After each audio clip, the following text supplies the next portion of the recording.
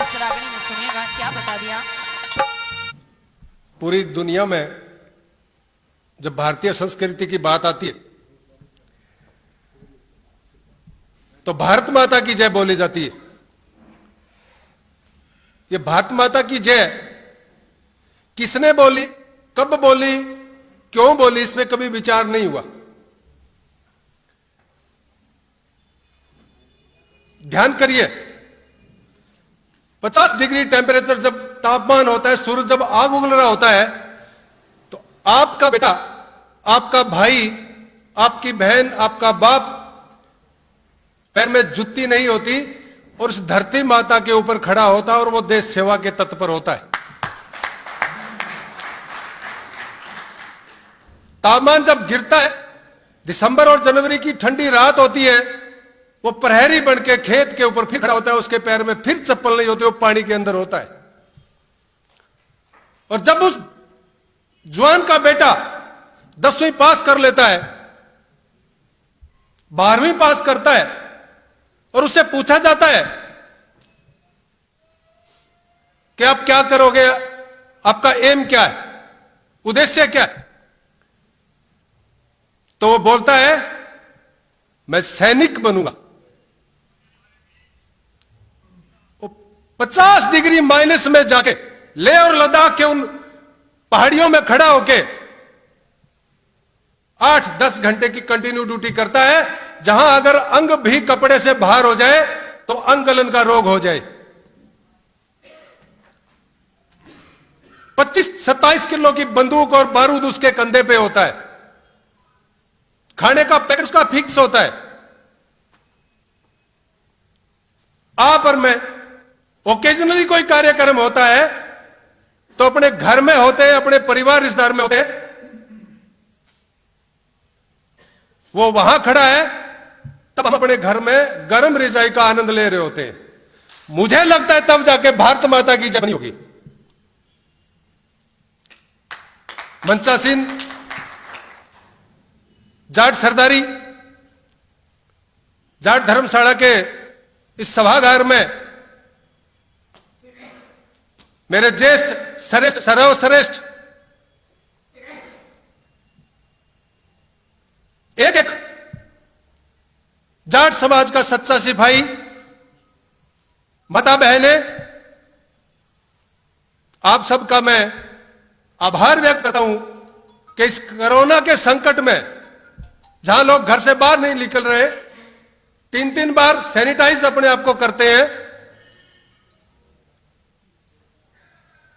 आप यहां आके महाराजा सूरजमल बलिदान दिवस के उपलक्ष्य में आपने अपना समय दिया। मैं दोनों हाथ जोड़ के आपको नमन करता हूं, आपका धन्यवाद, आपका आभार व्यक्त करता हूं। अभी मन से बताया जा रहा था कि 2016 में हमने पहला पड़ाव डाला नेहरू पार्क में। मैं बेसिकली कोई राजनीतिक आदमी नहीं हूं, अभी मेरा परिचय गुरुजी ने करवाया, मेरे गुरुजी हैं प्रेम जी। मैंने अभी पिछले महीने ज्वाइन करा है, पिछले 20 साल से पढ़ा रहा हूं, लेक्चरर था मैं। मेरे मन में एक पीड़ा उठी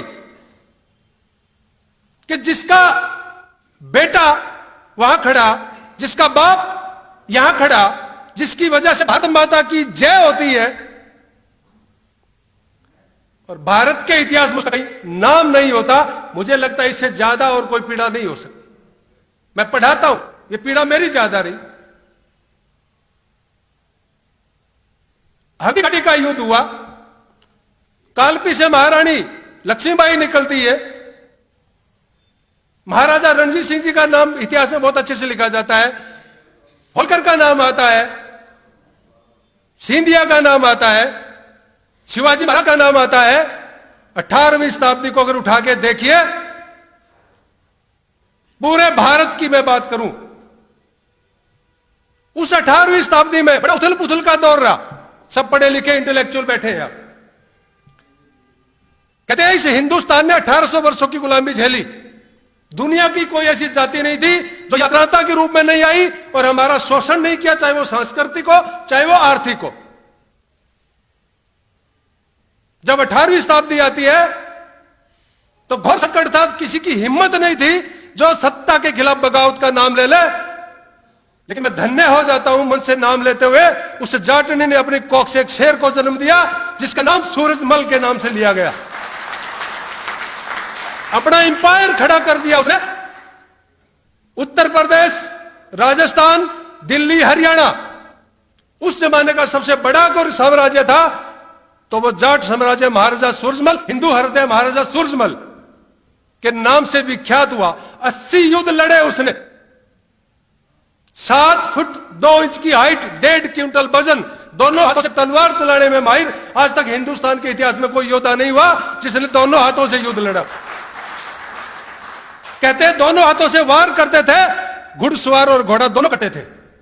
और ऐसा उन्होंने जयपुर के युद्ध में शो किया जब सवाई जय सिंह जी की मौत होती है और उनके दोनों ईश्वरी सिंह और माधो सिंह बेटों में जंग लड़ती है और वो ईश्वरी सिंह की ओर से उस मैदान में जाते हैं 10,000 घुड़ सैनिक लेके, 2,000 बर्फधारी और 2,000 पैदल सैनिक, 14,000 की फौज, सामने 70,000 के फौजी और उनके सामने आमने सामने जब युद्ध होता है 6 घंटे में जाट का शेर युद्ध का निर्णय बदल के आ जाता है। 80 लड़ाइयां लड़ी, एक भी लड़ाई में हारे नहीं। अजयगढ़ के नाम से कहानी आवाज लगा के कह रहा है वो लोहगढ़ का किला आज वही खड़ा है। अंग्रेज ने 2 साल तक वहां घेरा डाले रखा, उसका बाल बांका नहीं कर सका। मुगलों ने अनेकों बार अटैक किए, मराठों ने अटैक किए, राजपूतों के अटैक हुए, कभी भी सिंगल एडे वो नहीं आ रहा।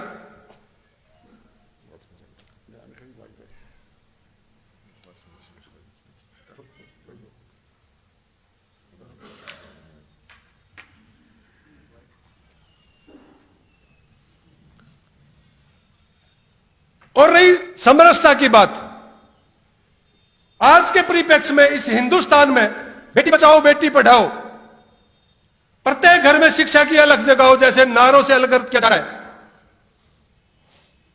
कितने विद्वान इस धरती ने दे दिए, कितने महान इस धरती ने दे दिए।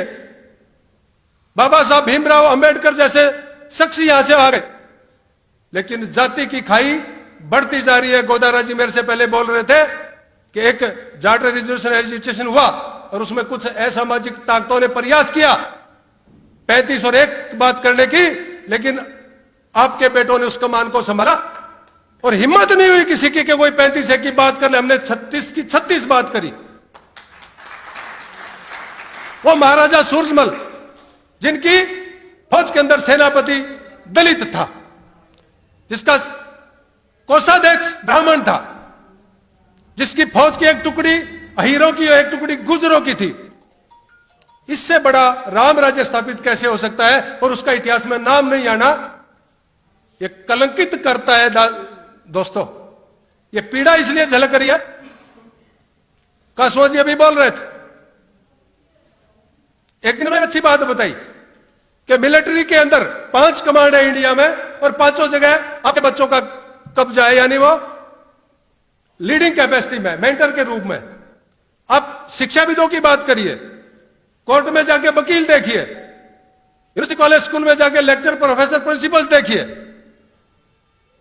आपके बच्चे सबसे आगे हैं। और जब लिस्ट आती है एचसीएस की, आईएएस की, यूपीएससी की, आप देखिए मैक्सिमम सिलेक्शन किसकी होती है। इसका मतलब अनपढ़ नहीं है और कमजोर भी नहीं है। हम पढ़े लिखे हैं, ताकतवर है, और फिर हमारा इतिहास में कहीं नाम नहीं, इसका मतलब कुछ और है। हम कहीं डायनासोर तो नहीं बन गए। डायनासोर की कहानी वो बहुत लंबा जीव था, आज हम उसको चित्रों में देखे, कहते हैं उसके पिछले हिस्से में दिमक लग गई, वो मस्ती से खाता रहा और दिमक गले तक आ गई तो वो भी लाचार हो गया और दुनिया से मिट गया। कहीं समाज की हालत ये तो नहीं है, चिंता करने की बात।